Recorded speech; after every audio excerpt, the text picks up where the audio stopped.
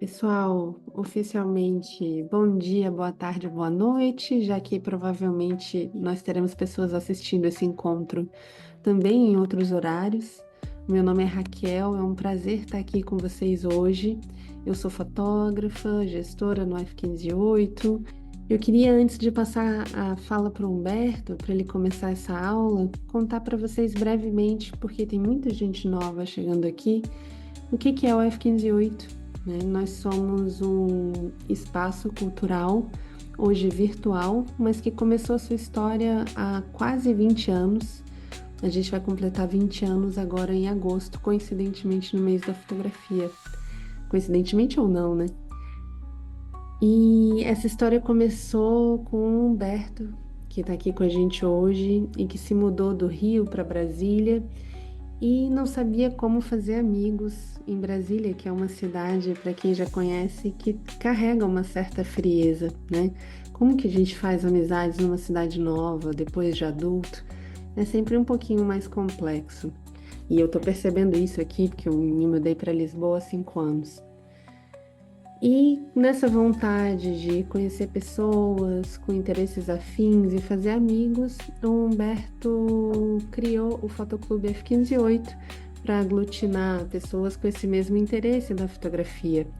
Ele deu muitas aulas gratuitas para o Fotoclube, ele foi juntando pessoas com essa vontade de enxergar, aprender e produzir a fotografia com mais autoralidade, com pensamento para além da técnica.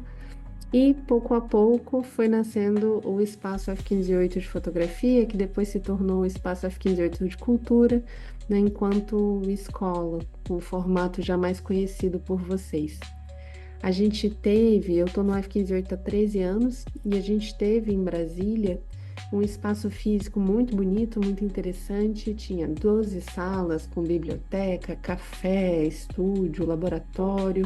Esse espaço fechou em 2020 com a pandemia. Não foi possível mesmo manter. Eu acho que todo mundo passou por dificuldades, cada um em diferentes instâncias, né? E a gente foi catapultado para o meio online. De início foi meio traumático, esquisito, uma novidade estranha para todo mundo. Só que desde então já se passaram 5 anos que a gente está atuando unicamente no meio virtual. Eu e o Humberto daqui de Lisboa, né, podendo estar com vocês hoje em vários lugares no Brasil e do mundo. E eu acho que virar para vocês e falar, gente, vamos voltar agora para o presencial numa salinha na Zanorte em Brasília, de novo, seria um retrocesso, né? Não faria mais tanto sentido, justamente porque é muito bonito a gente poder estar junto aqui e agregar professores que são também de vários lugares, tá? Então, esse é um resumo em 5 minutos de uma história de 20 anos. Eu espero que vocês gostem muito dessa aula.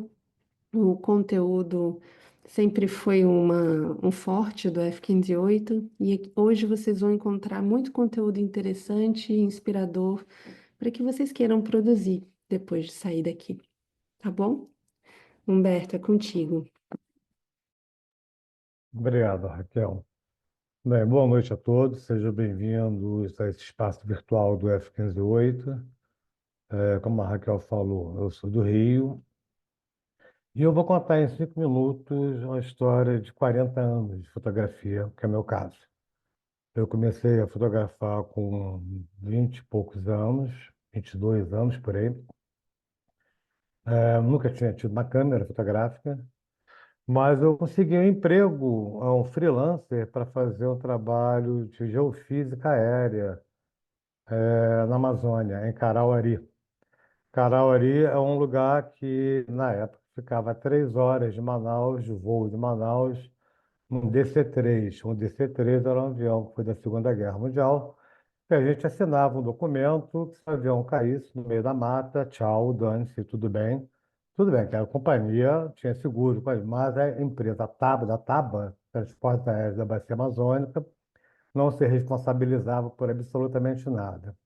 E nessa ocasião, eu fui para Manaus e em Manaus eu comprei a minha primeira câmera fotográfica, uma Olympus Trip 35, que eu amo de paixão. A partir disso, eu comecei a fotografar. Eu passei uns 3 meses em Carauari, depois eu fui para Altamira, no Pará, fiquei mais uns 2 meses em Altamira, e fotografando constantemente e mandando. Eram equipes de 20 pessoas e havia rodízio. Então, quando alguém voltava para o Rio, eu mandava meus filmes por essa pessoa e essa pessoa entregava ao meu irmão, que mandava revelar e que gostava muito das fotos. Eu nunca tinha visto elas, né? Fotografia analógica, claro. É, E quando ele me falava, olha, Humberto, né, tuas fotos estão super legais, mas não tem ninguém na fotografia. Ou seja, eu não me fotografava, eu não fotografava grupos, eu não fotografava aquela uma fotografia comum que quando você viaja você faz. Ou seja, teria uma selfie hoje. Não, eu não fazia nada disso. Fotografava paisagens. Sem meu conhecimento, meu irmão colocou uma foto minha num determinado concurso, e essa foto ficou em segundo lugar. E com isso eu ganhei pequenos prêmios, tipo 5 impressões de 1 metro, mais filmes, mais alguma coisa. Pois bem, quando eu volto para o Rio, eu tinha ganho esse concurso, pedi para imprimir 5 fotos. Uma amiga minha estava mudando de apartamento e comprou essas 5 impressões. Foi a primeira vez que eu vendi uma fotografia feita de uma foto de paisagem, e a partir daí eu comecei a entrar no mercado comercial da fotografia. Quando eu faço isso, nunca mais eu fotografo por prazer. Eu fotografo apenas e tão somente comercialmente. Nasce a minha primeira filha e a partir disso eu faço apenas um filme por ano dela. Eu pegava minha filha, saía, fotografava, gastava 36 fotos naquele momento, devolvia, mandava revelar as fotos e só no ano seguinte eu pegaria novamente a câmera para fotografá-la. É claro que tinha uma câmera em casa para a mãe fotografar, enfim, mas eu não fotografava. E eu larguei a paisagem, fotografia de paisagem, que era o que me dava muito prazer, e passei apenas a fazer trabalhos comerciais. Em 2005, eu fundo o F508 em Brasília, ainda como fotógrafo comercial, junto a esse grupo, e a partir de 2010 eu largo a fotografia comercial e passo a me dedicar apenas às aulas. No decorrer desse processo, eu estipulo um determinado pagamento ao F508 de seus associados, não em forma de dinheiro, mas em forma de produção. E então, a partir desse momento, eu volto a viajar sozinho, vou para a Ilha de Marajó, vou para vários lugares sozinhos e volto a retomar a fotografia de paisagem. Isso eu volto a me reencontrar com ela, com a minha fotografia original, com a fotografia que me dava prazer. E é um prazer imenso que eu tenho hoje. A fotografia de paisagem, para mim, é a forma com que eu tenho de me expressar, de me colocar diante é, da minha vida, do meu universo, do meu espaço, do meu tempo e da minha família.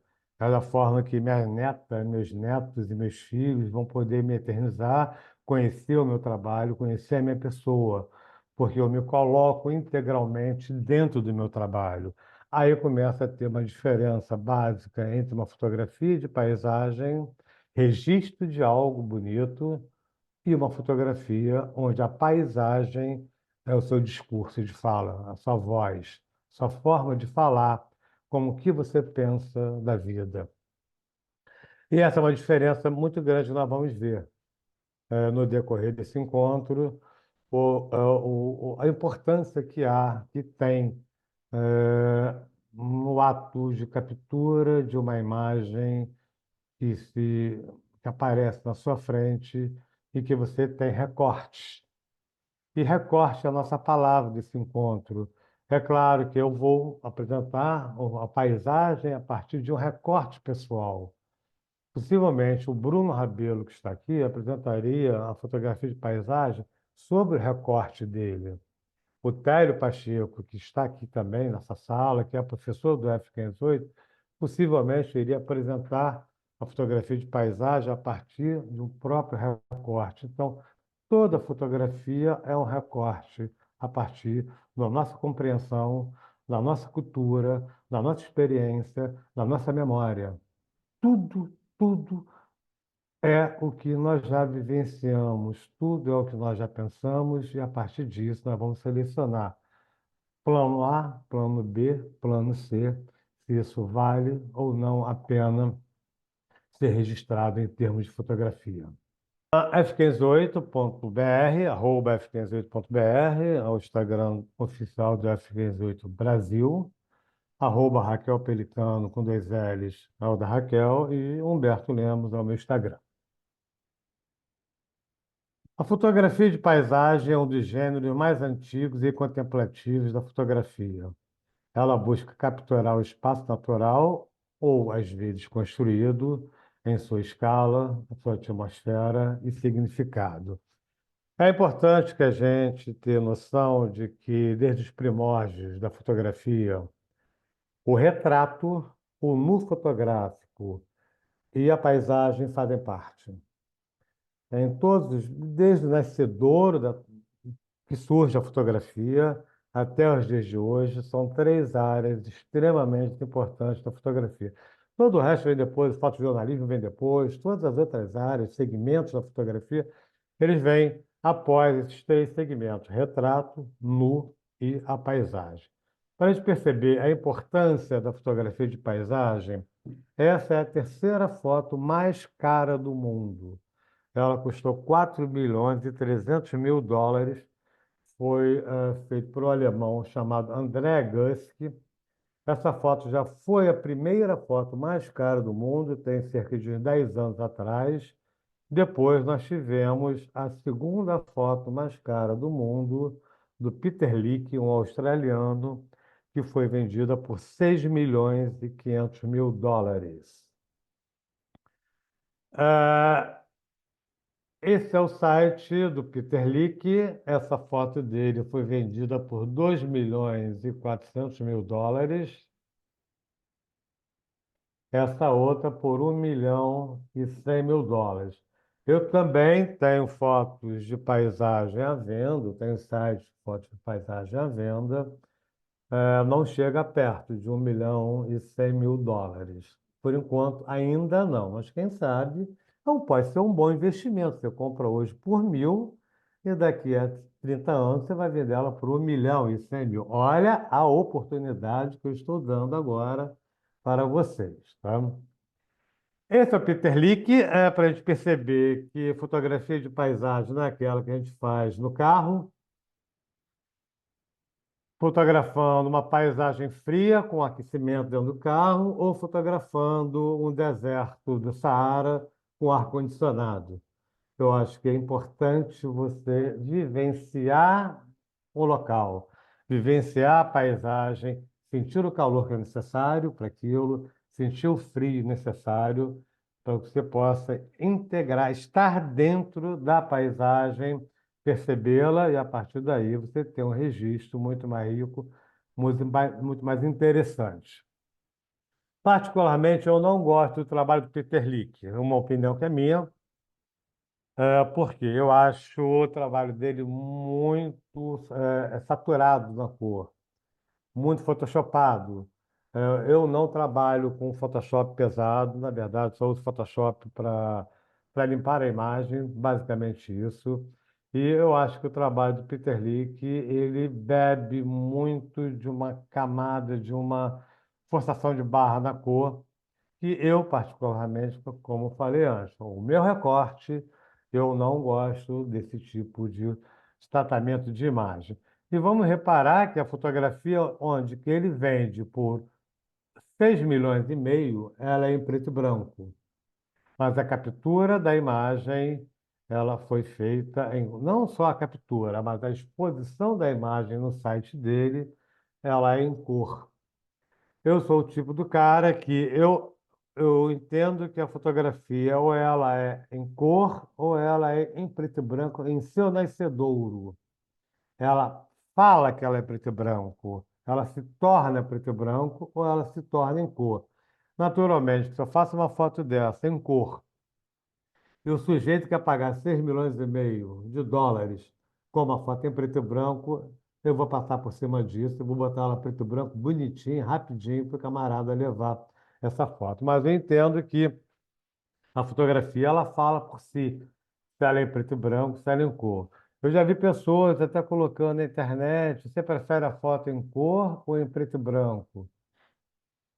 Eu acho isso completamente sem noção, porque acho que não interessa a opinião do outro, interessa a sua opinião, como você entende o seu trabalho, como você vê o seu trabalho e principalmente como você sente aquele trabalho. A fotografia de paisagem é um dos gêneros mais antigos e contemplativos. Estou repetindo isso que eu voltei, tá? Algumas características da fotografia de paisagem. Um, ênfase no espaço e na vastidão.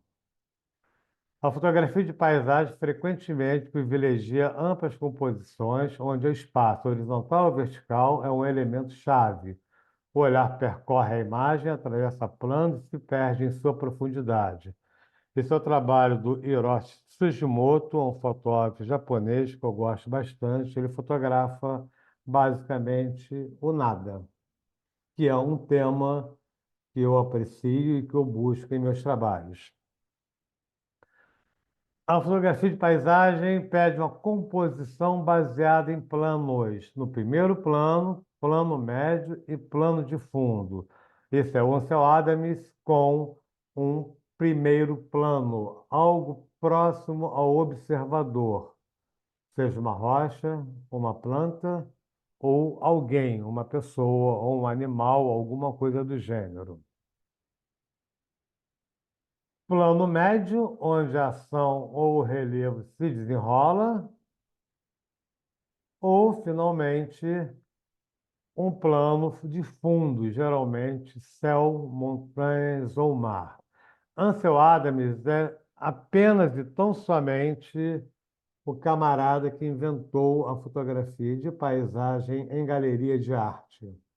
Até então, na década de 20, 30, 40, a fotografia bebia do documental, com a FSA, com a Grande Depressão Americana, em 29, a fotografia bebia intensamente da fotografia documental, onde os fotógrafos saíam para contar histórias a partir da fotografia.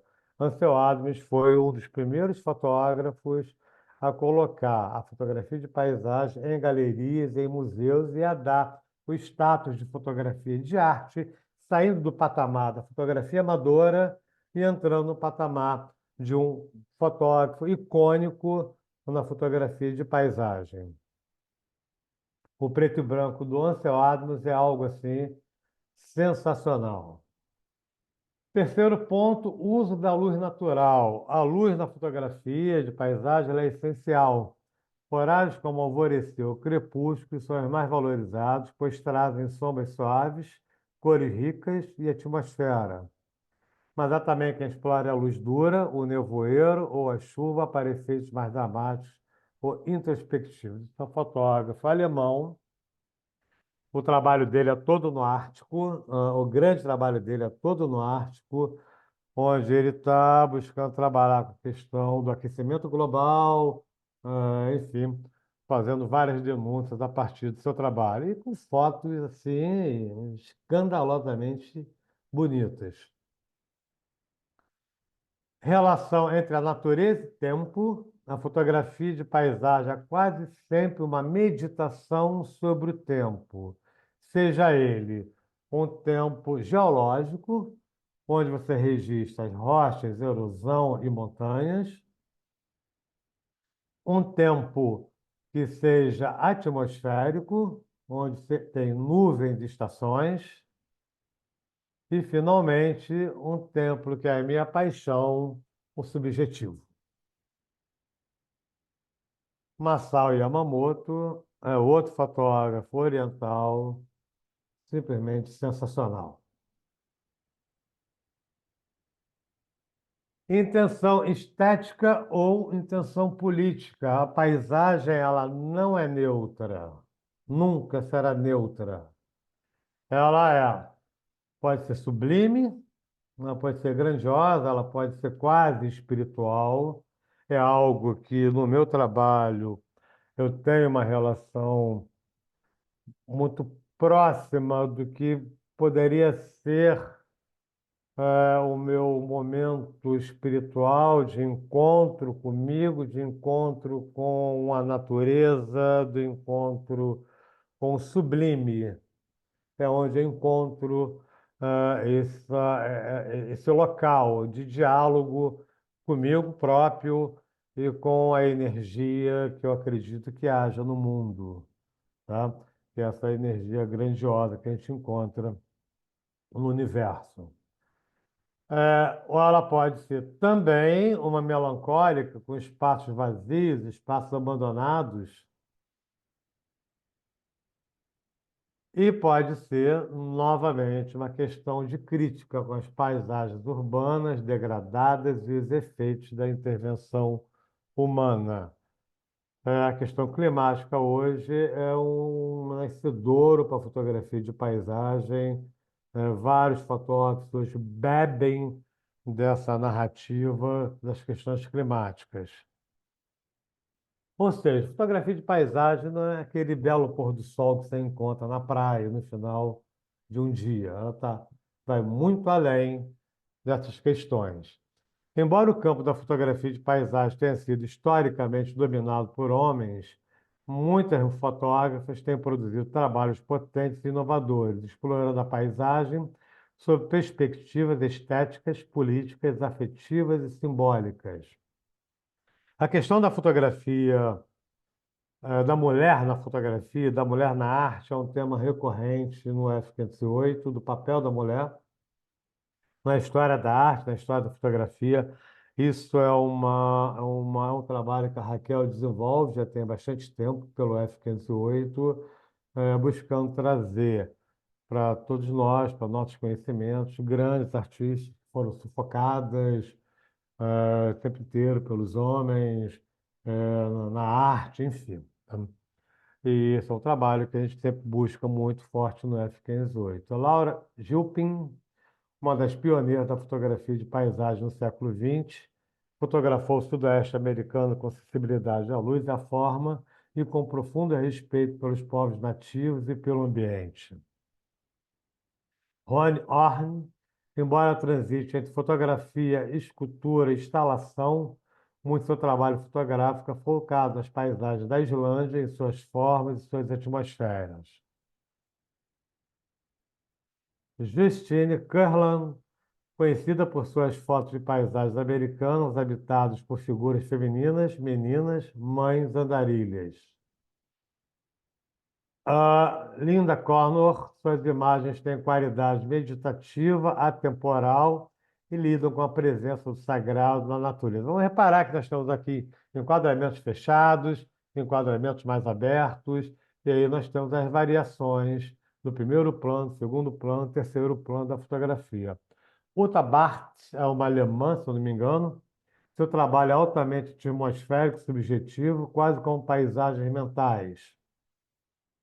E, finalmente, a Cláudia Anduja, embora mais conhecido por seu trabalho com os Yanomamis, parte de sua obra lida com a paisagem amazônica como um campo espiritual e político. Para quem não sabe, a Cláudia tem um pavilhão em Inhotim, que é um dos pavilhões mais bonitos que tem em Inhotim. Para quem não sabe, Inhotim é um museu a céu aberto, primeiro mundíssimo do Brasil, que fica em Minas Gerais. Tudo bem? Alguém quer falar alguma coisa, perguntar alguma coisa, ou podemos ir para a parte técnica? Pode ver aí, Raquel, por favor? No chat não tem nenhuma pergunta. Não sei se alguém quer levantar a mãozinha. Acho que tá tudo certo, Humberto. Tá ótimo. Algumas técnicas em fotografia de paisagem. Primeiro, uso de lentes. Novamente, o nosso querido Ansel Adams. Essa é uma grande angular. Se alguém não souber exatamente o que eu estou falando aqui, pode levantar a mãozinha aí ou perguntar no chat para Raquel. O que vem a ser grande angular, teleobjetiva, lente normal. A gente está falando agora de coisas técnicas, não que quem não tem uma câmera não possa se aproveitar disso com o teu uso do celular, que é perfeitamente viável. Você fazer excelentes fotografias a partir do teu celular. Inclusive, a Ah, maior parte das câmeras de celular são grande grande angulares. Acho angular. que vale falar. É. Acho que alguém falou alguma coisa, Raquel. Acho que não, era eu mesma que estava Não. falando. Uhum. Para a gente ter uma noçãozinha, uma boa lente grande angular da Nikon 2470 2.8 está custando US$ 1.596. E uma 1424, que é uma grande angular bem aberta, está custando US$ 1.096. Esse preço eu vi ontem no site da BH Fotos em Nova York. Teleobjetiva, essa foto é minha, essa foto foi feita no Japão. Por que que teleobjetivo é importante para fotógrafos de paisagem? Exatamente pela distância que ele está do objeto que ele tem interesse. Eu não tinha condições de chegar próximo a esse local, até porque você tem o perigo, se é um rio congelado, você tem o perigo de romper o gelo, uma série de questões, e você não tem como chegar próximo a esse local na hora de fotografar para se utilizar uma grande angular. Uma teleobjetiva, que eu andei pesquisando no site da BH Fotos, uma 70-200 2.8, US$ 1.896. E o meu sonho dourado, uma 400 mm 2.8, custando US$ 7.896. Renato, apesar de de não lhe reconhecer, né, eu acho que você deve ser irmão do Renato que eu conheço, porque um tem barba, o outro, esse aí agora, está sem barba. Levantou a mãozinha, pode perguntar o que você deseja, querido. Obrigado, obrigado, Alberto. É, voltando um pouco lá no Ansel Adams, uma vez eu li que esse trabalho dele lá no, se não me engano, em Yosemite, né? Nossa, Ele gente. fez, foi responsável pela criação do Parque Nacional, que foi o primeiro Parque Nacional dos Estados Unidos. Não, eu creio, não sei te dizer isso, claro que eu não sei te dizer, mas me parece que não, me parece que pô, o parque era quase que a casa dele, era quase o quintal da casa dele.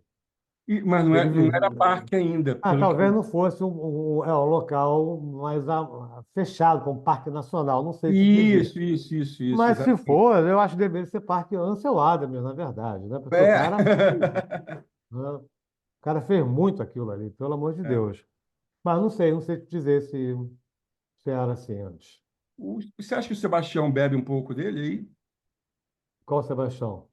Salgado, pô. Salgado? Não, não, acho que Não? não. Sebastião, Eu acho não. que, Não, querendo ou não, todo fotógrafo bebe não. dessa origem. Todo fotógrafo que trabalha com preto e branco bebe de Ansel Adams. Ponto. O cara é o pai do preto e branco, acabou o assunto. O cara criou o sistema de zonas, e nós vamos falar sobre isso hoje, rapidamente, claro, tá? Então, o cara é o pai do sistema do preto e branco. O cara era músico, ambientalista, todo ecológico. Então, ele inventou o sistema de Dó, Ré, Mi, Fá, Sol, Lá, Si, em termos de gradação de cinza, 10, 20, 30, 40, 50, 60% de preto. E a partir daí ele só fotografava quando essa equação, quando todas as tonalidades de cinza estavam presentes na fotografia.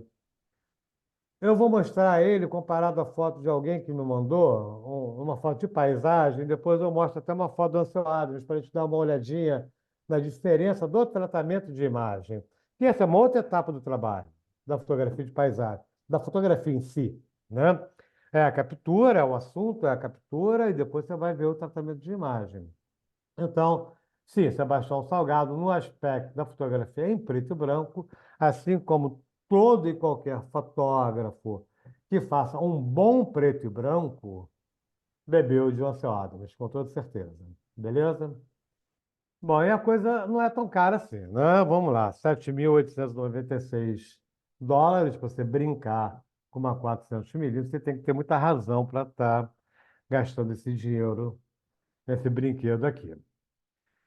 Profundidade de campo. Depois de lentes, a profundidade de campo, claro, é muito importante. Essas fotos são de uma revista que não é mais impressa, serial. É uma revista lindíssima.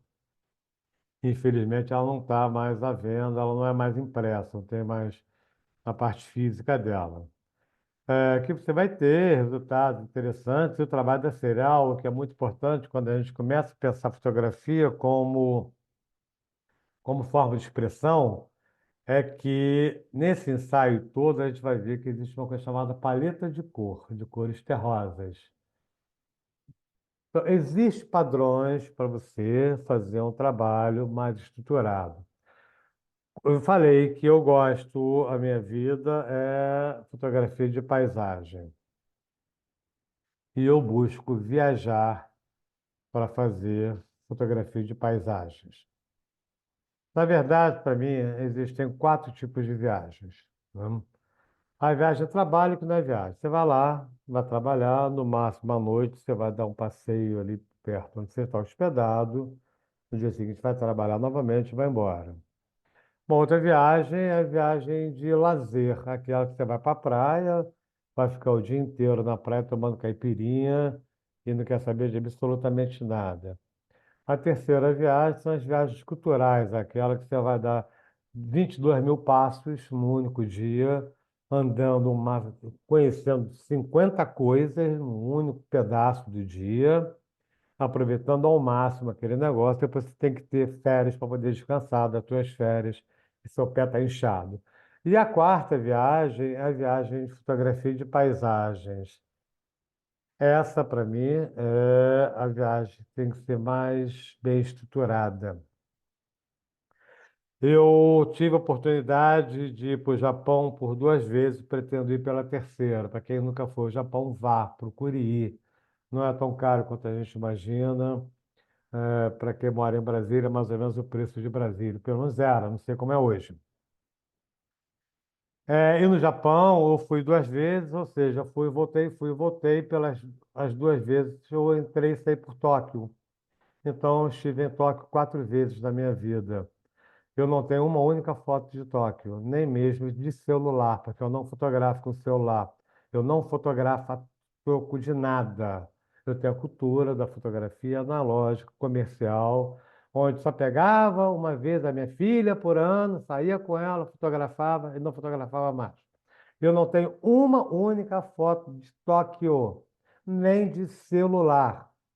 Eu busco um determinado local onde eu vou querer fotografar, estudo aquele local, estudo a roupa que as pessoas usam, no clima que eu vou àquele local, estudo como chegar naquele local e como me deslocar daquele local que é onde eu estou e o que eu posso aproveitar. A partir disso, eu fotografo durante 2, 3, 4 dias, estabeleço uma meta X de número de fotos, que eu vou considerar fotos válidas, em geral, em torno de 7 fotos. Eu não fotografo 2.000 fotos, eu não faço 2.000 fotos, eu não faço 3.000 fotos, eu não faço nem 1.000 fotos, eu faço talvez 300, 400 fotos para buscar sete Não fotos. chega nem a Eu isso, não, mas nunca 100. não cheguei nem a isso. Para que eu chegue a um número X de fotos. E depois disso eu guardo a minha câmera, eu não faço absolutamente mais nada. Mais nada. Então, eu acredito. Claro, cada um tem um recorte, cada um pensa de uma forma, enfim. Fui 2 vezes com o Bruno, que está presente nessa sala, para o Atacama. Atacama, sim. Se bem que a segunda vez eu fui mais para levar vocês. A primeira eu fui para conhecer o Atacama. E assim, ali eu vou fotografar, mas eu fui para Santiago do Chile, eu vou fotografar? Não. Fotografar o quê em Santiago do Chile? Não tem nada para fazer lá. Então, eu não vejo motivo e razão alguma para fotografar determinadas coisas. Diferente da Raquel Pelicano, que faz 5.000 fotos de celular no único dia, Eu não pego na câmera e eu vou Exagero, mostrar. 5.000 não. E no final desse bloquinho eu vou dar a razão, vou mostrar para você dar a razão para que a gente não deve sair apertando o botão feito um louco. Por mais bonito que seja aquela paisagem, aquele local, aquele momento, é importante que a gente aprenda e a gente consiga chegar no estado espiritual de evolução humana, onde você não vai ficar rendido ao belo, você vai ficar rendido a você, ao que você sente e percebe naquele momento.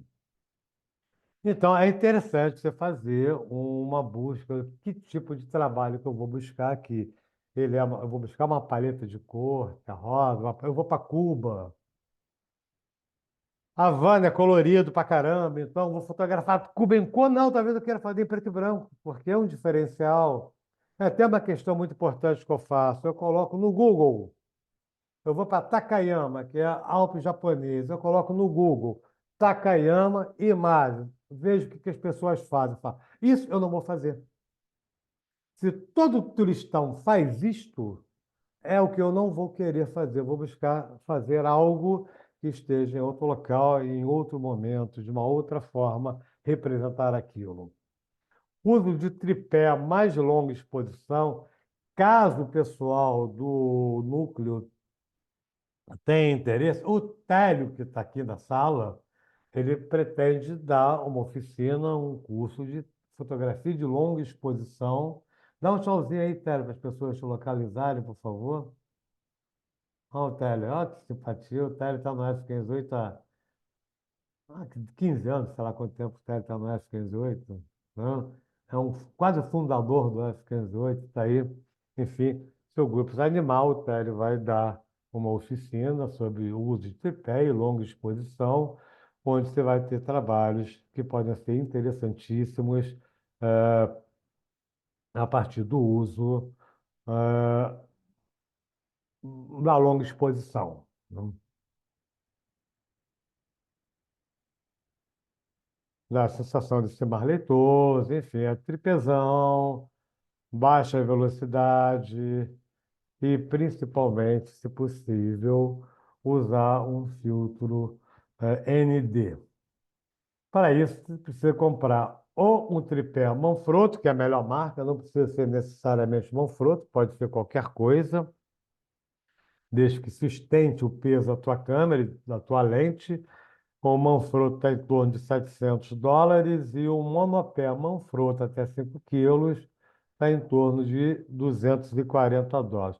Eu levo tripé para viagem? Não. Eu acho um trampo, eu acho uma coisa a mais, um peso a mais. Eu não levo nada disso, eu não levo ND, eu não levo. Eu me levo e levo uma câmera. E possivelmente uma única lente, uma lente que eu vou trabalhar mais naquele local, naquele momento.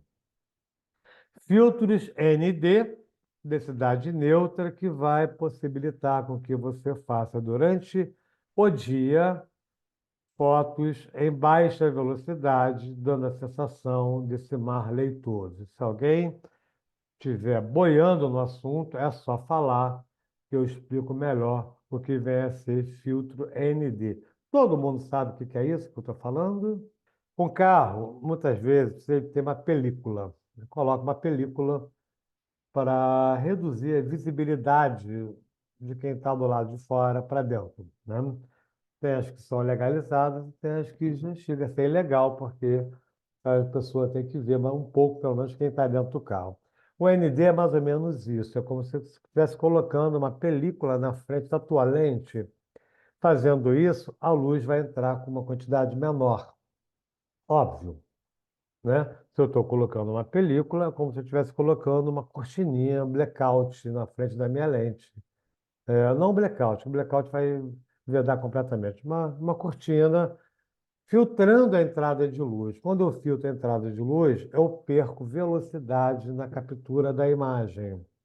No momento que eu perco velocidade na captura da imagem, eu tenho que reduzir essa velocidade a um ponto em que o mar vai ficar leitoso, porque tudo que está em movimento vai dar a sensação de estar em movimento. Como a água está em movimento, como a roda gigante está com essa sensação de movimento, e o prédio está tudo bonitinho, paradinho. Como o cara fez isso? Colocou no tripé, colocou no filtro ND para cair a luz aí possivelmente meio-dia, 1 hora da tarde.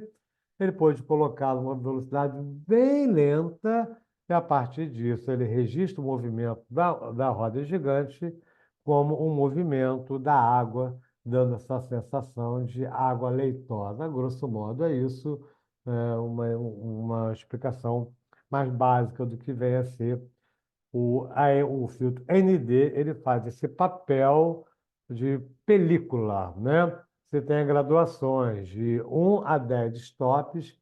Cada graduação dessa vai aumentar, vai escurecer cada vez mais e vai permitir menos ainda a entrada de luz, fazendo com que você abaixe cada vez mais a velocidade da câmera e registrando de forma mais intensa o movimento da água, enfim, da luz, da entrada.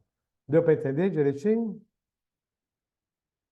Brumas também é uma ótima situação para as boas fotografias. Você pode acordar às 5 horas da manhã, 6 horas da manhã, fotografar, depois você volta para dormir, mas enfim, aproveita a bruma. Se você não tem bruma, mas você quer dar um ar de bruma, dá uma baforada na lente, e aí vai fazer o papel da bruma, vai dar uma esfumaçada na lente e vai se dar uma No sensação filtro, né? De preferência. no filtro de preferência, né? Vai lá e aquele bafão vai dar uma sensação, vai reduzir a temperatura ambiente a uns 10 graus tranquilamente quando você fotografar com um bafo no teu filtro, da tua câmera, tá? O que dão fotos muito bucólicas, muito interessantes. Também pode trabalhar com a vaselina no filtro.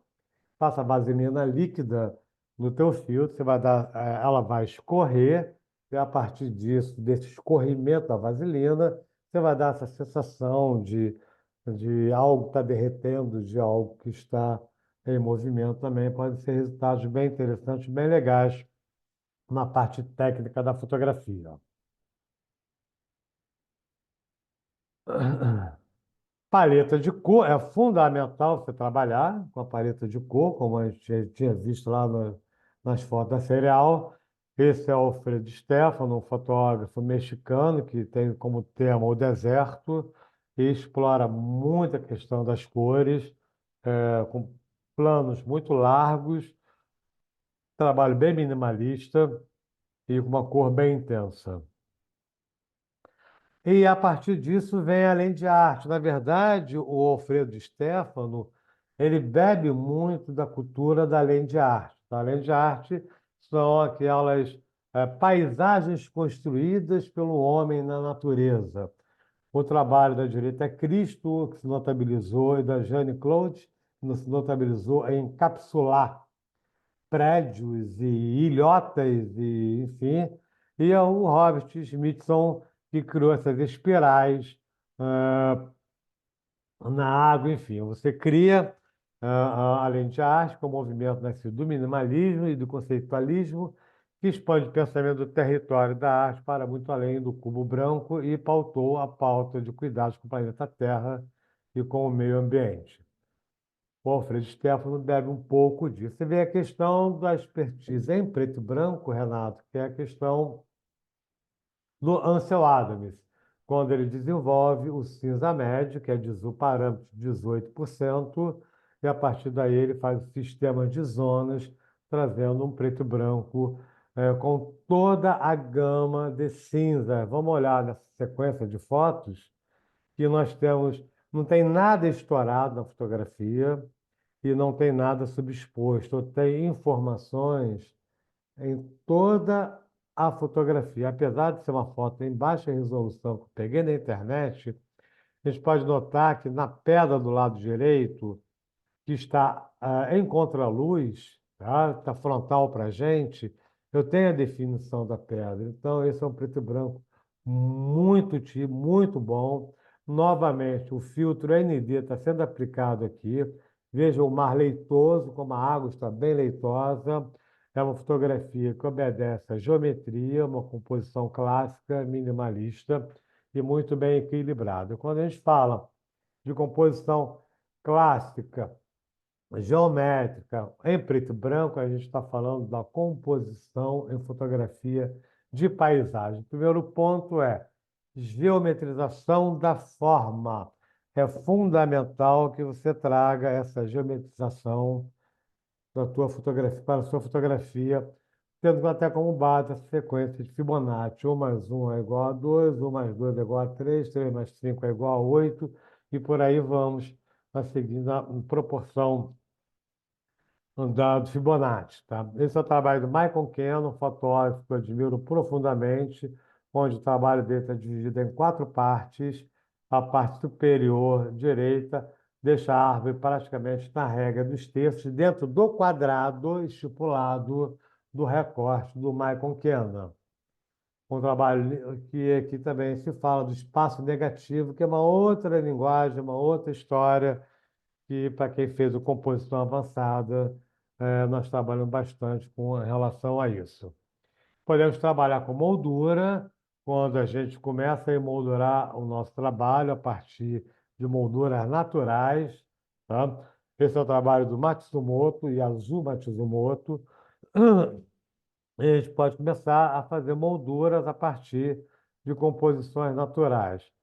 Composição em linha, onde nós vamos traçar linhas, novamente um preto e branco muito agradável, muito interessante, trabalho limpo, sem nenhuma influência de absolutamente nada que não tenha que estar na fotografia. Esse é um ponto muito importante da fotografia de paisagem. A calma, o tempo e o momento necessário. É a espera da hora certa, da composição correta, e é pensar naquela coisa.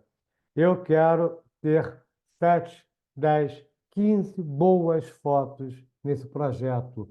É que ter a fotografia de paisagem enquanto um projeto fotográfico, não apenas uma captura de alguma coisa que está na minha frente, uma coisa bonita que está na minha frente.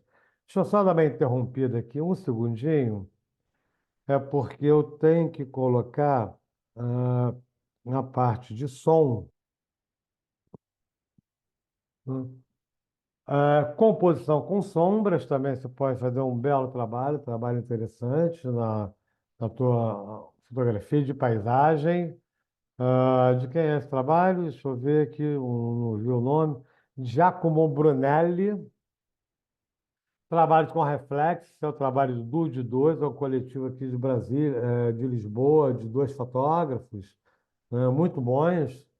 Ah, enfim, acompanho o Dude 2, são 2 camaradas muitíssimo bons, né, que estão desenvolvendo umas coisinhas bem de brincadeira, de prazer, né, tirando água, pedra, né? Você vai fazer isso mesmo? Você vai só jogar que é de dois fotógrafos muito Leite de bons? pedra, leite muito bom. São 2 caras muito bons, é um casal muito bom na fotografia, enfim.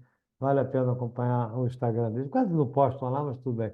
Não tem muito tempo de fotografar, mas tudo bem. Simetria é muito interessante. Agora tem a estação das tulipas na Holanda. Quem está indo para a Holanda agora? Enfim, vá para lá, faça um trabalho simétrico, pensa no que você vai fazer.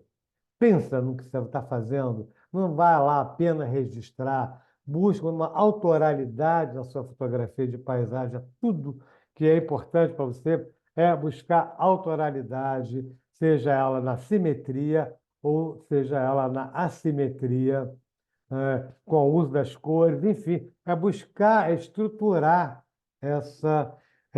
o que você quer fazer com a sua fotografia de paisagem, tá? Então, nós vimos aqui, tecnicamente, o uso de lente, profundidade de campo, longa exposição, filtros, bruma, vaselina, paleta de cor, preto e branco. E na parte de composição, o uso da geometria, do espaço negativo, a aplicação de molduras naturais, composição em linha, sombra, reflexo, simetria e assimetria. Antes da gente dar um pequeno intervalo, de 5 minutos para tomar uma água, ir ao banheiro, e aí eu vou fazer a análise das fotos dos alunos que enviaram material para a gente e continuar com a paisagem imaginária. Eu queria trazer uma coisa que é muito importante para a gente, que é. Essa é uma fala, é um trecho de 1 minutinho de um determinado filme. Quer falar, Renato? Pode falar antes É rápido. Ah, não, É, pô, não. a fotografia aérea, né? Ela se encaixaria em alguma subdivisão dessa que você colocou como composição? Ou É como você me perguntar se o drone vai se encaixar dentro dessa composição. Sim, fotografia aérea de uma paisagem. Ela vai entrar dentro da simetria, talvez, ou da simetria, depende do que o cara ah, estiver fazendo ali. O, oh, meu Deus, qual é o nome dele? Do brasileiro. Cássio? Caio Vasconcelos. Cássio Vasconcelos. Cássio Vasconcelos, ele tem o trabalho que às vezes bebe de assimetria, às vezes bebe de simetria, né? Porque eu estava falando com a Raquel, todos os fotógrafos de paisagem, eles têm drone, né? Aí eu falo, pô, eu tô querendo um drone. Ela fala, mas você não vai usar drone, você mete o pau em fotografia de drone. Eu falo, mas cara, o drone é legal para você descobrir coisas que você não consegue ver estando no mesmo nível do terreno, né? De repente tem alguma coisa atrás dessa montanha que é muito mais legal, que é muito legal, que vale a pena você ir até lá. Então, tem as suas vantagens de ter o drone. Eu acho que ela vai se encaixar em fotografia aérea de paisagem, não tem uma especificação maior. Mas o mais importante disso tudo, gente, de coração, é um filmezinho que eu vou passar aqui de 1 minutinho, tá? Deve ter, todos vocês já devem ter visto esse filme e devem conhecer esse trecho, mas então vale a pena reforçar. Às vezes é muito mais importante estar nele, estar naquele local, estar naquele momento, viver aquele momento, vivenciar aquilo, do que ficar que nem um louco apertando o botão e não conseguindo o resultado que se espera, porque nem sempre sai, você consegue aquilo que você está vendo, você está sentindo, você não consegue registrar o que você está sentindo, é muito difícil. Você não consegue registrar o cheiro que você está sentindo. Você não consegue registrar o vento que você está sentindo, nem o calor ou frio, a sola do teu pé doendo no gelo, ou suor escorrendo pelo pescoço. Muitas vezes é melhor parar, olhar, curtir, ver e depois, sim, registrar aquilo lá. Eu queria aproveitar esse momento do intervalo para convidar, né, quem está aqui e não conhece o F158 a dar uma passeada no nosso YouTube, que a gente tem várias aulas, né, dá para conhecer vários outros tipos de conteúdo e estender esse convite para vocês fazerem parte do nosso núcleo de estudo continuado em fotografia. Vários alunos estão aqui com a gente também. Esse núcleo está indo para o segundo ciclo, agora no segundo semestre. Então, a gente está com a lista de espera aberta, está na Linktree do nosso Instagram ou no nosso site. E para quem fizer inscrição logo em junho, que a gente começa as atividades em julho, vai ter um preço promocional antecipado, para inscrição antecipada de R$ 100. Então, quero deixar esse convite para vocês. O Núcleo de Estudos em Fotografia traz o mesmo dia da semana para vocês assistirem vários cursos, várias aulas diferentes com professores selecionados a dedo. Esse dia é às terças-feiras. Então, toda terça-feira, das 19 às 21 horas, vira o dia de estudar fotografia. É muito interessante, tem conteúdos desde teoria até prática, professores que propõem exercícios criativos. Esse ano a gente já teve curso de composição avançada, da história da fotografia através das mulheres, de gestão de carreira e gestão de tempo para fotógrafos. A gente vai ter agora o início do curso de narrativas visuais em fotografia. Para o segundo semestre está programado o curso de sinestesia das cores e a fotografia, para vocês terem esse estudo das cores, de fotografia híbrida. Então, vem muita coisa bacana. A gente sempre traz cursos diferentes, interessantes, cursos também técnicos. E, eventualmente, eu vou dar para vocês o curso de Lightroom, que tem que ser atualizado praticamente anualmente, né? Porque é uma ferramenta que está sempre com novidades, sempre em atualização. E a gente oferece para os alunos que entram no núcleo o curso básico de fotografia através de uma gravação que já aconteceu para quem precisar se reciclar ou rever alguns conceitos, né? Essa é uma oferta que a gente traz para quem entra nesse projeto e sentir falta desse conhecimento mais técnico inicial, para alinhar todo mundo, tá bom? Então, deixa esse convite. Custa R$ 100 mês, é super acessível para ter uma aula todas as semanas com professores bem bacanas.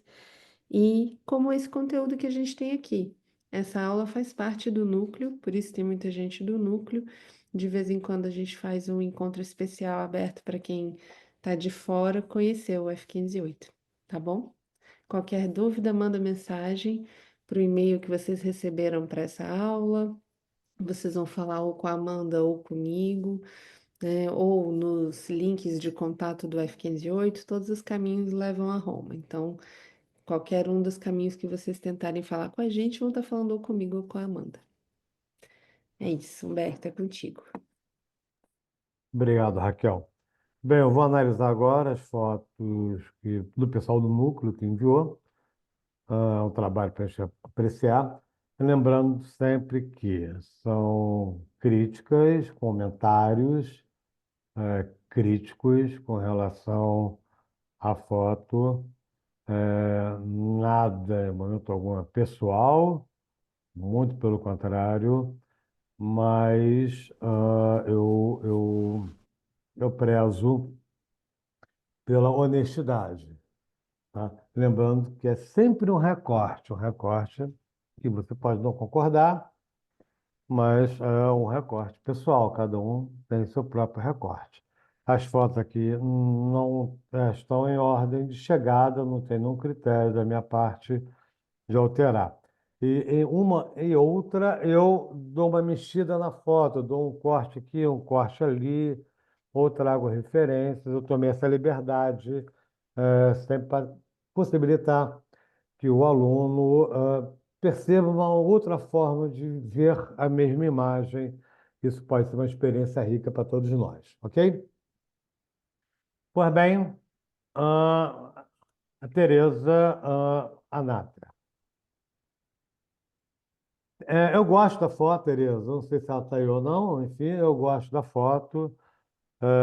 Acho que ela, no todo, ela está um pouco apertada, tanto do lado direito quanto do lado esquerdo. O final dela, o início, estão muito rente ao final da foto.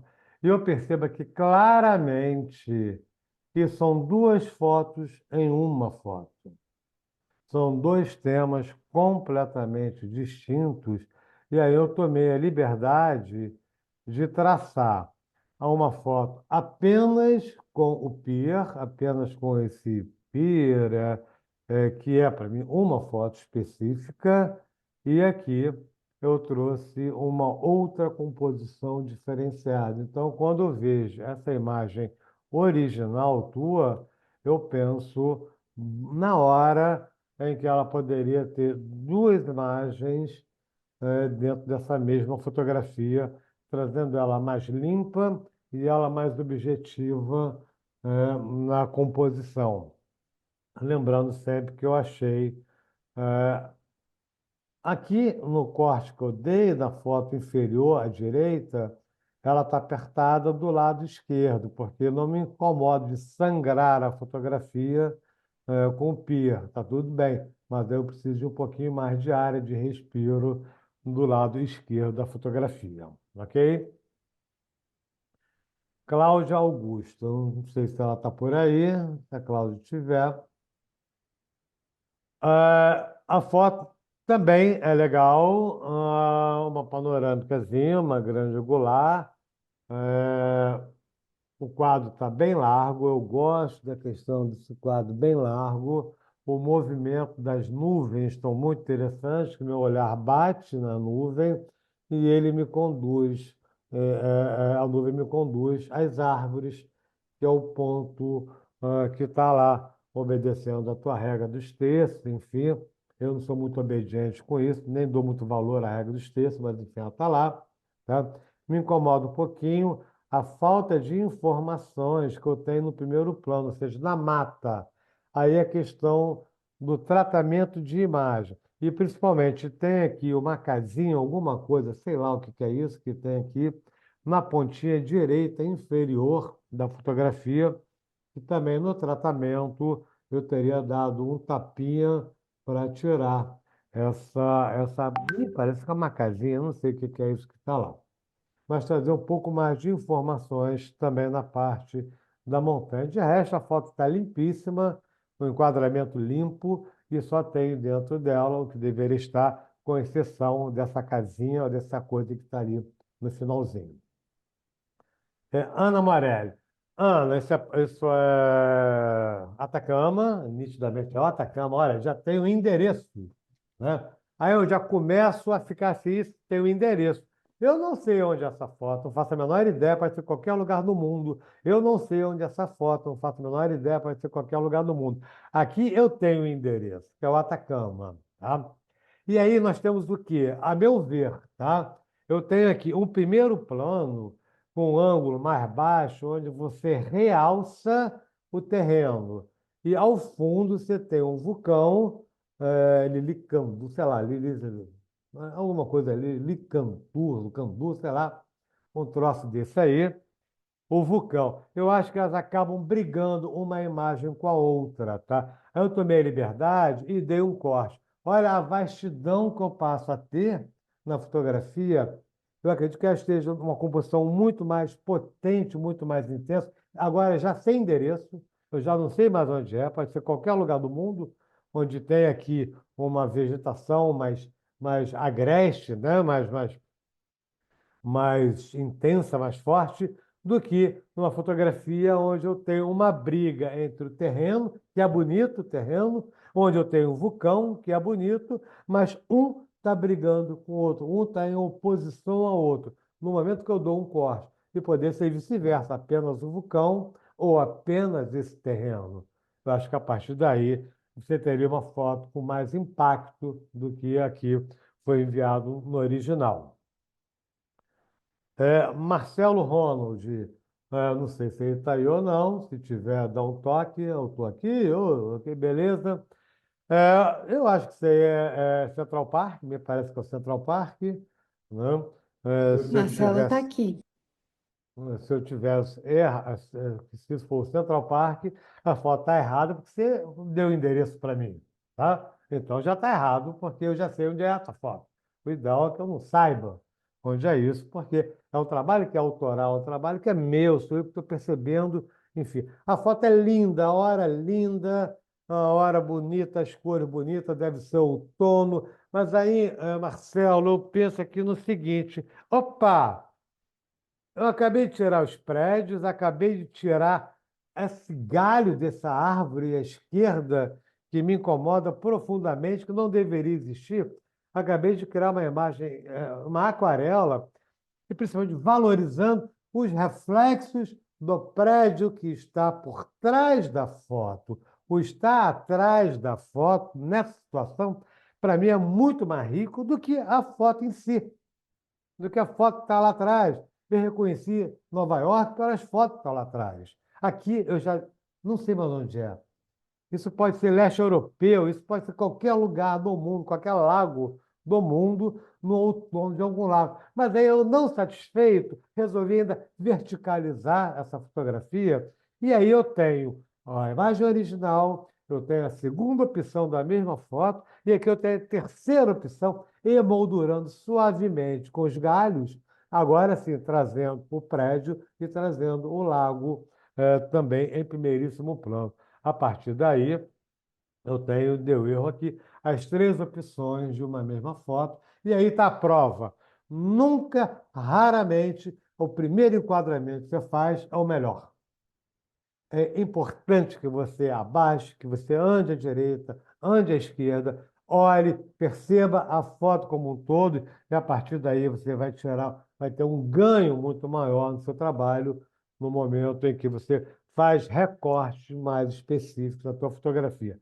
A foto é linda, as cores são lindas, a neblina, a bruma é agradável e a foto poderia ser mais rica ainda no seu trabalho. André Seligman, não sei se ela está por aí ou não. Novamente, uma foto de bruma. A foto está direitinho, está correta, não tem nada incomodando, não tem nenhum galho fora do lugar aqui, tudo bonitinho. Só um problema, Andréia, você podia ter dado um pequeno corte, geometrizando melhor a sua composição. É apenas um capricho da minha parte, traçando uma linha que meu olhar vai ser conduzido de uma forma mais agradável na minha fotografia, limpando ela um pouquinho mais. Regina Rocha Pita, e aí eu coloco. Ela já saiu, né? Eu vi que ela deu um tchau aí da vida. É, quando eu falei do Ansel Adams, tá? Primeiro ponto, vamos analisar a fotografia dela, tá? É legal que ela não fez o sol, o pôr do sol. Ela está pegando aí a luz do sol sendo refletida no lago. Ótimo. E aí ela divide a imagem em terços. Se é proposital ou não, eu não sei, mas a imagem está completamente dividida em terços. Primeiro, plano intermediário e o plano superior, as nuvens, a montanha e o lago. A foto está cravada no terço, bonitinho. Mas e aí o que acontece? Eu não tenho informação alguma na parte mais escura. Em contraponto a quem? Em contraponto ao Ansel Adams, onde ele me dá primeiro plano com luz, o plano superior, o pico da montanha, que não está estourado de branco em momento algum, o equilíbrio da fotometria está perfeito, ou do preto e branco, Renato, está perfeito nisso aí. Tá? E eu tenho, apesar da foto ser em baixa resolução, eu tenho textura na parte da montanha, diferente, Regina, da foto onde você apresentou para a gente, onde eu tenho uma massa escura, uma massa preta na parte intermediária da tua fotografia, comparado ao trabalho do Ansel Adams. É claro, Ansel Adams é Ansel Adams, é o pai da fotografia em preto e branco, mas eu tenho um equilíbrio mais rico em termos de tratamento de imagem, que é uma outra fase da fotografia. Renato, eu não sei, Renato, se isso é um quadro, uma pintura, ou se é uma textura na parede, tá? Se for uma textura na parede, eu acho ok, bacana, legal, porque você percebeu, sim, uma determinada paisagem super colorida, bem até uma coisa meio boliviana, andina, um negócio assim meio andino, mas se isso for uma pintura de alguém, é apenas a captura de uma imagem que alguém produziu, tá? Se Não, é não a é pintura, não. ranhura, ok. Então, se é a textura da parede, não sei o quê, eu acho que o grande mérito aí foi a sacação, o olhar que percebeu que aqui poderia estar contido uma determinada paisagem na tua fotografia. Marcelinho Ora, eu vi que ele estava por aí, não sei se ainda continua. Ah, tá lá o Marcelinho Ora, com a mão no queixo. Querido, saudade de você, viu? Grande abraço. Né? Sumiu lá do curso, desapareceu do negócio lá, mas tudo bem. Vida que segue. Marcelinho, eu não sei se, eu não sei não, né? Você duplicou essa imagem jogando ela para o céu. Concorda comigo ou não? Porque eu tenho os camaradas que estão ali lá no céu, está aqui na praia também. Então, ok. Aí estamos falando da paisagem imaginária construída, totalmente construída no computador. Quando a gente viu o Alfredo de Stefano, que são imagens construídas, lembra lá que eu falei da lente de arte, que são imagens construídas? Elas são imagens construídas no espaço visual dele. Aqui são imagens construídas no computador. Então, é arte digital, ok, legal, bacana. você duplicou o céu, fez o céu virar mar, né? Beleza, mas é uma imagem construída no computador. Não há nenhum demérito, só não é uma imagem criada no próprio ambiente onde foi registrado a paisagem. Rodrigo Rabelo, momento perfeito, se fosse aqui no composição avançada, é o momento decisivo do estouro da onda. A luz está muito bonita, um contra-luz. Ninguém me mandou foto do pôr do sol. Parabéns a todos vocês. Eu não recebi uma única foto de pôr do sol. Um dia o F-508 terá um grupo de fotógrafos que nunca mais fará foto de pôr do sol, em hipótese alguma. Vai curtir o pôr do sol, não fotografar aquele trem brega que acontece todas as noites, todos os dias nas nossas vidas, quando o dia está bonito. Tá legal, tá. Acho a composição um pouquinho apertada, até me parece ser uma lente meio normal nesse negócio aqui. Não sei te dizer, mas a fotografia foi a única que apareceu agora, uma, uma, uma paisagem figurativa, com um certo elemento, de forma lúdica, apreciando, não tem nada para falar. A única coisa que ela poderia ter um quadro um pouco maior, valorizando mais a paisagem e menos a silhueta, menos do figurativo e mais a paisagem. Isso porque eu sou chato, apenas isso, tá? A Thalissa, eu não sei se ela está por aí, tá? Mas, enfim, Bruma novamente. Eu gosto até do grão, não me incomoda esse grão, essa puxada de ISO, onde o grão aparece bastante na foto. Acho simpático, mas me incomoda, Thalissa, o primeiro plano, onde eu tenho uma informação que ela não acrescenta ao meu trabalho. A Raquel botou um xizinho ali em algum lugar que eu não sei o que que foi, Eu ia Raquel. botar, Desculpa. mas apertei no lugar errado, porque você já mudou o slide. Desculpa, peraí, deixa eu voltar aqui, como é que eu volto aqui? Tá bem esquisito isso, tá aqui, tá. Tem que Você ia Eu colocar ia o quê? pôr lá nas árvorezinhas à direita, que tem uns galinhos entrando ali, que podiam estar fora também, né? Do lado de cá, sim. Então, o primeiro plano aqui também, né? Então, eu acho que se você tivesse dado esse corte, ganhando um pouco mais de céu, enfim, são pequenos detalhes, são limpezas na fotografia. Isso faz parte da tua foto? Esse galinho do lado direito que a Raquel queria arrancar, faz parte da tua foto? Não, não faz. Tá? Pode ser que saia no primeiro plano, que de fato também não acredito que tenha feito, não. O teu olhar está lá na paisagem, no horizonte. E aí é importante que a gente não. É o que a gente chama de objeto fotogênico. O que que é objeto fotogênico nessa fotografia? A bruma, a nuvem, o dia amanhecendo, provavelmente o dia amanhecendo, na montanha, as árvores e a montanha lá, o topo da montanha lá no final. Isso é o nosso objeto fotogênico. E aí a gente fica tão centrado lá que a gente esquece de olhar os quatro cantos da fotografia e acaba entrando algo que não precisava estar na nossa foto. Então, acho que é legal sempre observar um pouquinho, fotografar com calma, com mais segurança. Fernanda Aidar fez aqui um reflexo de um lago, não é um igarapé, porque acho que está muito aberto para ser igarapé, mas é alguma coisa parecida com isso. Está direitinho, está correto, acho que não consegue mais abrir o quadro. Talvez se a foto fosse na vertical, eu tivesse a copa da árvore, tanto na parte superior quanto na parte inferior. Não sei te dizer se tinha ângulo em função da distância do barco, deve ser um barco isso, e da lente que se está utilizando. Mas eu posso reparar, ô Fernando, que existe uma diferença na geometria da fotografia. Eu tenho mais área para a direita do que mais área para a esquerda.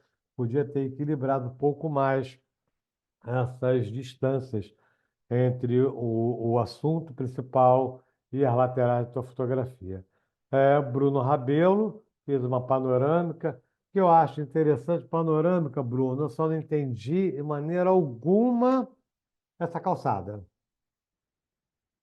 Essa calçada do lado esquerdo da foto era um passinho à frente que você teria dado. E essa calçada, marca aí, Raquel. Acho que ele não está vendo a calçada até agora.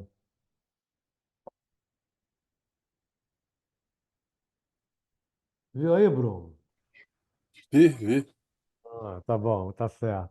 Então, a calçada realmente não faz parte da tua fotografia. O quadro é largo. Vamos ver, olha.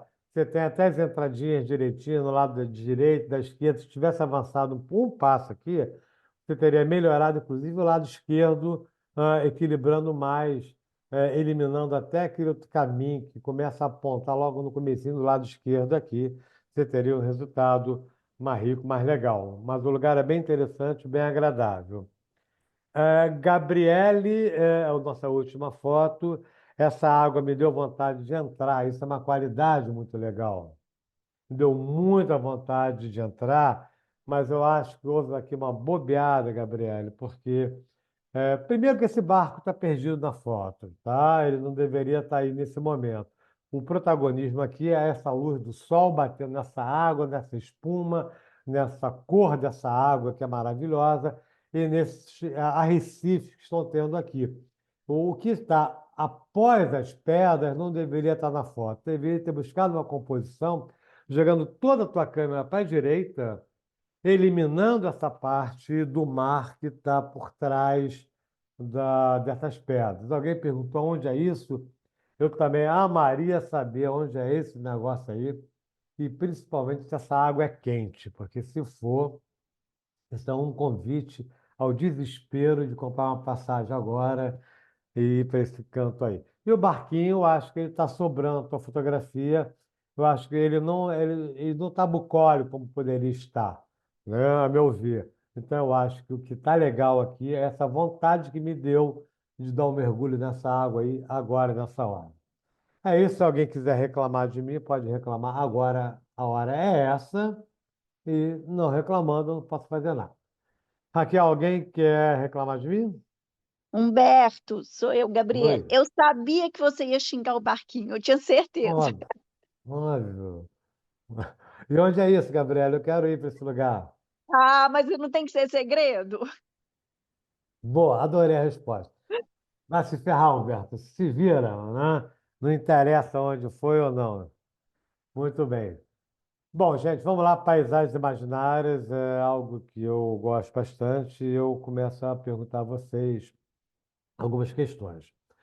O conceito de paisagem imaginária refere-se à criação ou representação de ambientes que parecem fictícios, surreais ou idealizados, muitas vezes por meio de manipulação, composição ou elementos visuais que evocam fantasias, sonhos ou universos alternativos. Alguns recortes fotográficos que é muito importante. Eu acho que aí mora o que eu chamo de ligar o fotômetro. O que é ligar o fotômetro? Em você, não é na câmera. É você, peraí, deixa eu dar um start. Eu agora estou fotografando, eu agora estou olhando foto, eu estou pensando em fotografia, eu agora estou praticando algo. A partir daí, eu me concentro profundamente aonde eu estou e no que eu estou fazendo, buscando perceber de forma interessante ou mais interessante um lugar que seria um lugar comum para determinadas pessoas, alguma coisa especial. A partir daí, se alguém já viu essa questão nessa aula, por favor, eu peço que fique quietinho. Eu gostaria de perguntar a vocês aonde foi feita essa foto e o que é isso. Caso você já saiba, por favor, não se manifeste. Pode escrever no chat aí que a Raquel vai me falar o que vocês julgam que seja. Em que lugar é esse e onde é isso?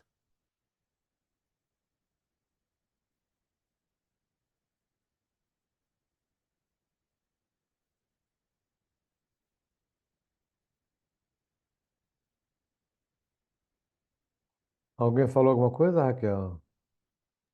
O pessoal tá pensando aqui. O João falou que é vista do mar de um ponto alto, como numa duna. A Virgínia falou que tá com zíper na boca. O quê? Com zíper na boca, porque ela já viu Aham, essa sim, por questão. favor, Virginia. A Camila perguntou se é uma plantinha e a Cláudia falou que tá na calçada. A Flávia achou que é na praia também. Ok, mais alguém? Tem algo diferente para falar? Por enquanto, não. Pois bem, essa foto foi feita. Ah, alguém perguntou se são duas fotos sobrepostas. Não. Essa, para quem falou que foi feito na praia, Calma, a calma, que o foto foi. pessoal tá chegando aí. Peraí, Hum, tem um delay aqui. É, capim no primeiro plano e nuvens ao fundo. E o Cauê falou que ele acha que é uma nevasca. ok. Essa foto foi feita no inverno de Helsinki, na Finlândia. Né? Eu passeava, isso é um lago que está congelado. Isso aí é um capim sem vergonha qualquer que dá no meio do lago. Quando eu estava caminhando, eu observei o que a seta está apontando. A partir disso, me aproximei o máximo que eu pude, sem pisar no lago, porque podia quebrar, o gelo estava fino. Eu me aproximei ao máximo e novamente está aí o capim, que está na origem desse capinzal que está aqui. A partir daí, eu dei esse recorte na fotografia e com tratamento de imagem, ela ficou aqui. Isso aqui não é uma nuvem, isso aqui é o gelo de um rio, tá? E isso aqui é um capim vagabundo qualquer, que estava no meio do matagal ali, tá? Quando eu falo que é ligar o fotômetro, é você estar passando por algum canto e estar com o olhar fotográfico, está buscando perceber o que está na tua frente, de uma outra forma de olhar e perceber que ali pode ser uma grande foto, pode te dar uma grande foto. Então, a partir disso, a Myung-Woo Lee é uma coreana, né? Ela literalmente recorta a paisagem com um tecido gigantesco. Ela vai lá, monta uma estrutura gigante e ela sai recortando as paisagens a partir de um tecido gigante que tem uma infraestrutura muito grande para construir o trabalho dela de fotografia de paisagem, sempre com autoralidade. Isso que é importante na nossa fotografia, sempre com autoralidade. Mesmo se for fotografia da sua filha, do seu filho, uma vez por ano, tente fazer algo com autoralidade. A estrutura dela é gigantesca, é uma equipe que leva guindaste. Com esse tecido, é claro que ela é financiada por alguma instituição, ah, enfim, e aí ela leva essa estrutura para fazer esse trabalho. Né?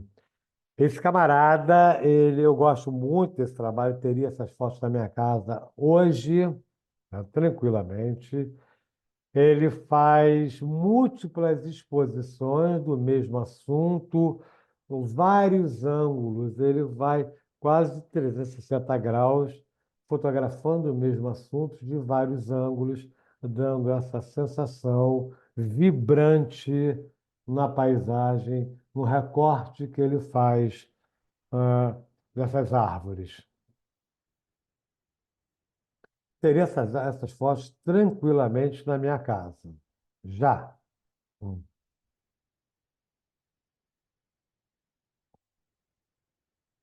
Essa fotógrafa, ela já faz manipulação, ela adiciona, tem a fotografia e ela adiciona um grafismo no seu trabalho. Tá? Todos os fotógrafos que eu estou te colocando são fotógrafos autorais que trabalham com paisagens e que têm um valor de mercado muitíssimo interessante, tá? Isso é neoconcretismo, feito a partir das fotografias de paisagem dessa fotógrafa.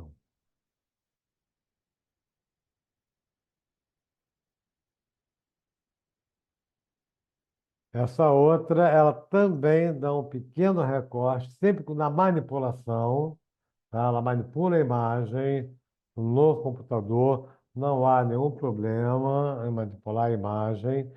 só é um trabalho com imagens manipuláveis, né?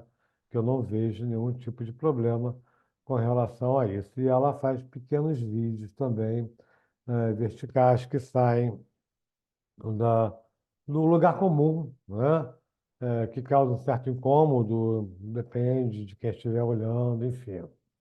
A Vânia Paisagem. perguntou, Humberto, qual é o nome da fotógrafa anterior que ela pediu para repetir?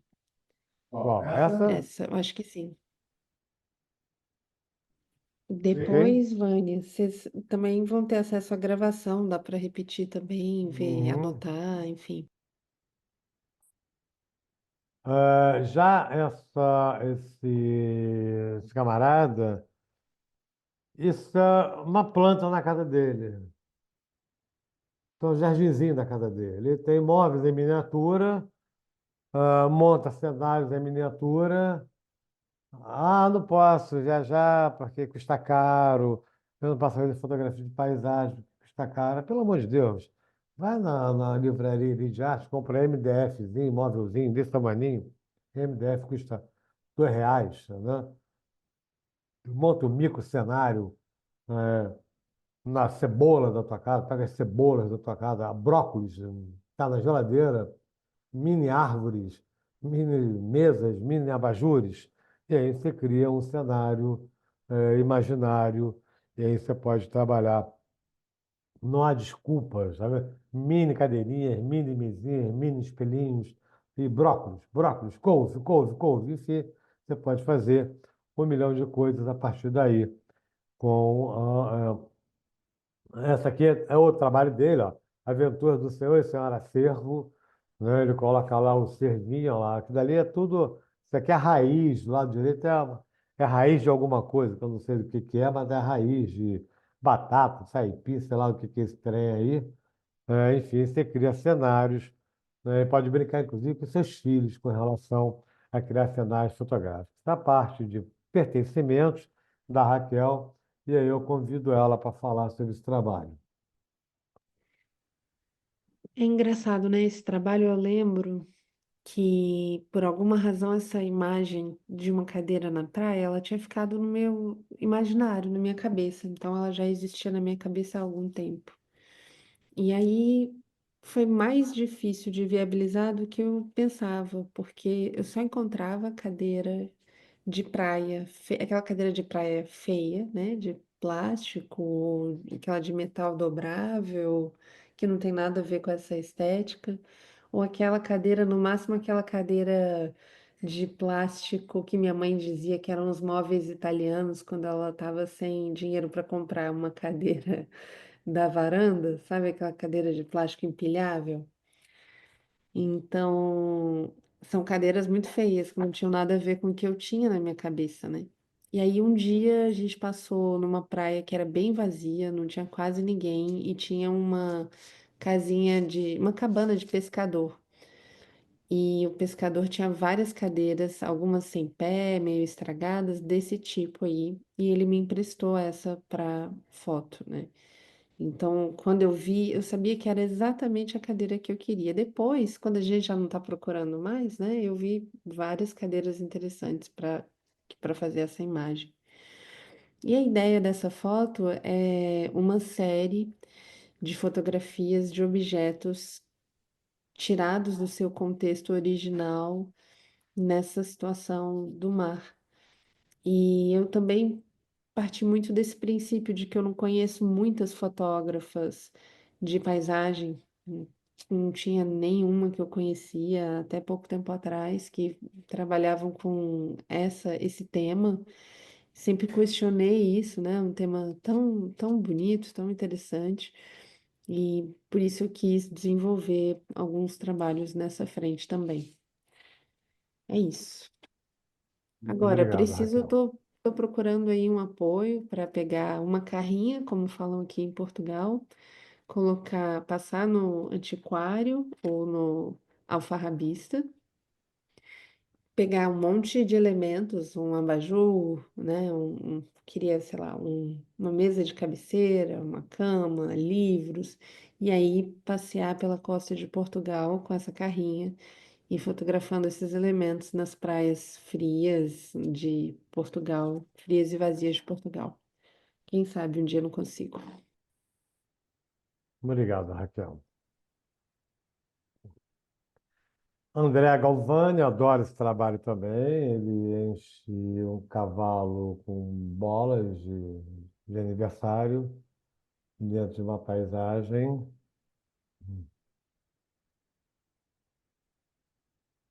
E isso aqui eu acho sensacional. Parecem vários buracos na paisagem, mas não são, são bolas pretas presas. Se for olhar direitinho, você vai ver o fio da bola. Elas estão presas no terreno.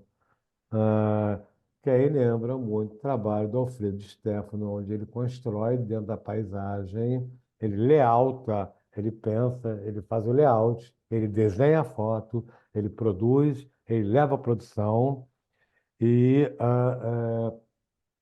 no final ele vai e produz o seu trabalho, totalmente pensado, totalmente calculado. Aqui dá para notar bem as basezinhas no chão, segurando as bolas. Aqui ele usa um espelho para fazer o recorte do que está por trás da fotografia dele. Tá? E Domenique Telfer é um fotógrafo novo que eu descobri agora recentemente. Ele cria paisagens a partir do papel. Hum.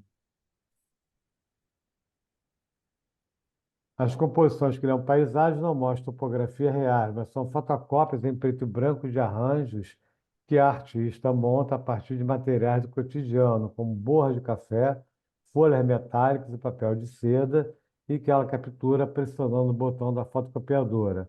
Ao inclinar a tampa da fotocopiadora, ela regula as condições de iluminação e o clima da fotografia.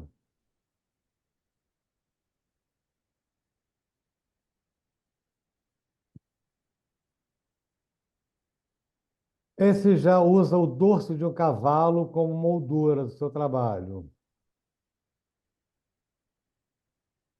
Na verdade, a paisagem dele é o dorso do cavalo, a textura do dorso do cavalo.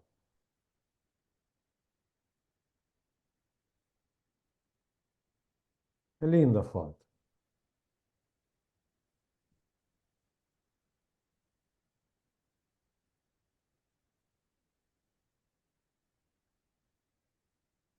Kit Paranaguá, uma amiga nossa do Rio, que ela resolve, então, com um pinhole, fotografar de dentro da água os pontos turísticos do Rio de Janeiro. Tudo a ver com o que é o Rio de Janeiro, né? O Rio de Janeiro é mar.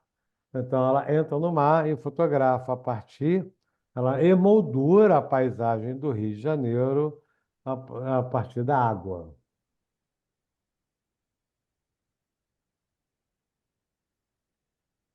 Tem um pouco de José Diniz aí, né? Pouco Não não. entendi? Não entendi? Tem um total José Diniz aí, né? Zé Diniz. Com certeza. Nossa.